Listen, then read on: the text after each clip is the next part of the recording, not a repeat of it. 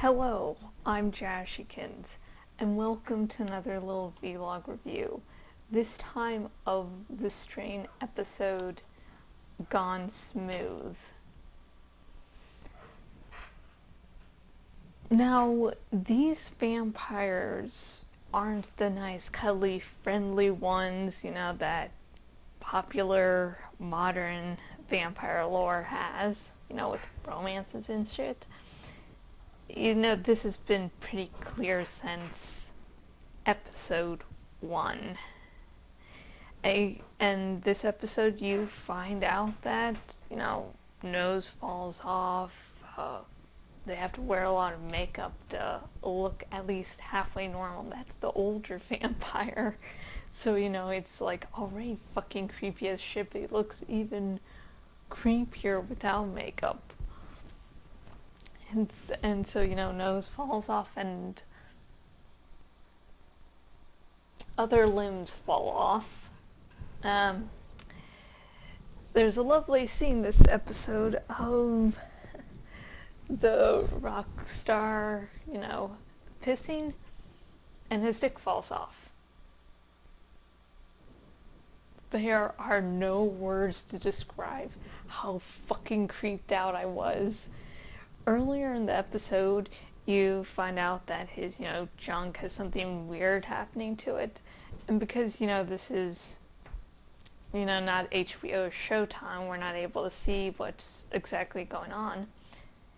Just he's pissing and plump, you just, hear the sound. And then when he goes to flush it, yes, his dick falls off and his reaction is to fucking flush it. Not screaming or anything, just flush. And, you have half a second of where you can actually see the dick. I mean, I'm sure you could pause it at the right time, but it's not really worth the effort. And then he turns and they're free to show his crotch now because there's no genitalia. Now, I'm not suggesting this next part because, I really want to see that shit in detail.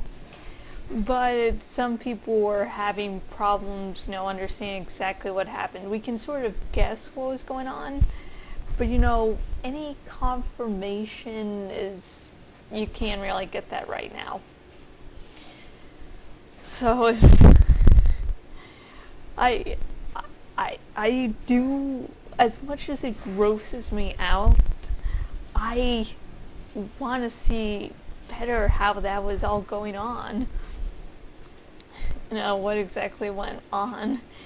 And I can deal with some gross shit. I've watched the 2 Human Centipede movies.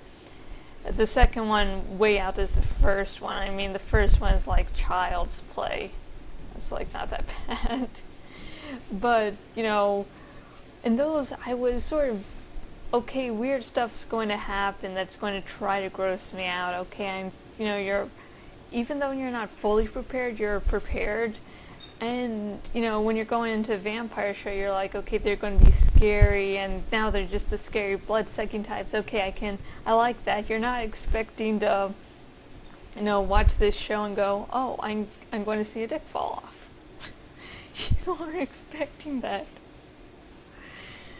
And a lot of weird and disturbing shit has happened on the show, and that's the first time I was like, oh, God, I fuck it.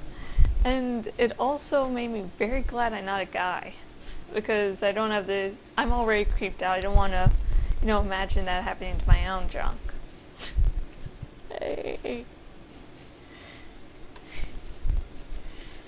And to a less gross level of the show, Jim, the guy who works in the CDC and allowed the coffin to go by, he's having doubts about, working for this organization that, guess what, caused an outbreak. He's like, hey, maybe they're not such good people. And he goes into thinking he's going to talk with someone I think called Greg. And he talks to the older vampire instead. The older vampire first offers him money, and then offers the chance for Jim's wife to go on a drug trial to hopefully get better. And, Jim doesn't accept the money at first, but once, his wife is going to be taken care of, he goes with it. I sort of don't like these plot lines when, the bad guys are willing to kill everyone and it's just a matter of time until your loved ones are killed, and then it's like, I'm going to risk, my life and, my morality so they'll be okay for, not forever. So, yeah, I don't like those because they usually get so fucking stupid to work. But here in The Strain, this one does work. It feels real, genuine, not I'm a savior of the world and I'm going to do this because I'm heroic. So, I didn't mind as much. Still slightly bothered, but not as much. And finally for today, Sitrakian, the old Jewish concentration guy who seems to have fought the vampires before. He seems to be very choosy on who fights beside him, and I think that really makes sense for him because he's fighting these creatures that you can't be halfway in. You have to be all the way in.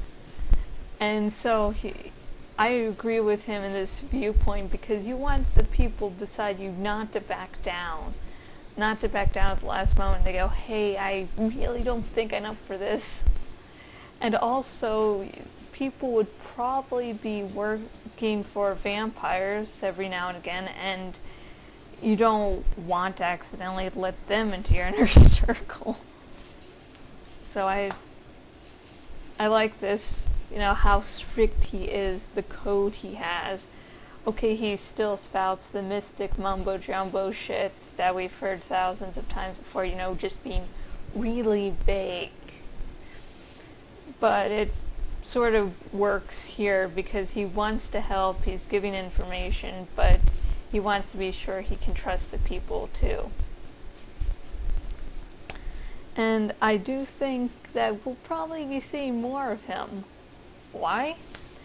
The 3 CDC people battled an actual vampire at the end of this episode, so they're probably going to take what Sitrakian said to heart now and say, yeah, we really should trust this guy.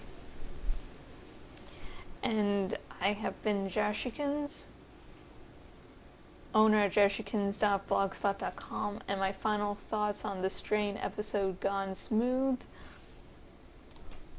The title. It's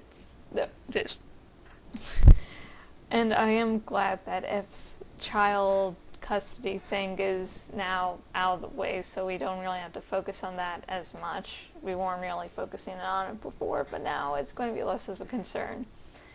And anyways, if you go to my blog, you can see vlog reviews like this, my Animorphs reread, Let's Plays.